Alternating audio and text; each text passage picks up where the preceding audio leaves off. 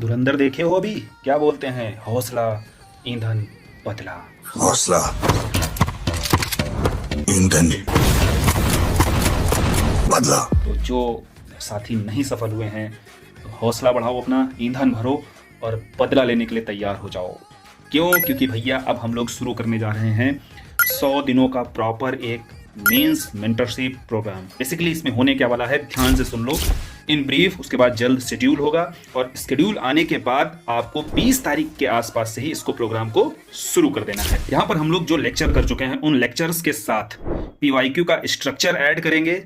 उसके साथ साथ जितने सेक्शनल टेस्ट हो सकते हैं हर सब्जेक्ट्स के वो करेंगे और फिर फुल लेंथ टेस्ट करेंगे। तो जो लेक्चर पढ़ा हमने, PYQ का स्ट्रक्चर समझा और इसके साथ अभ्यास किया, तो इस पैटर्न पर पूरा प्लान तैयार हो रहा है। जल्द अपडेट कर दिया जाएगा, बिल्कुल कसर नहीं छोड़ेंगे 26 को जो एग्जाम होने वाला है। धन्यवाद।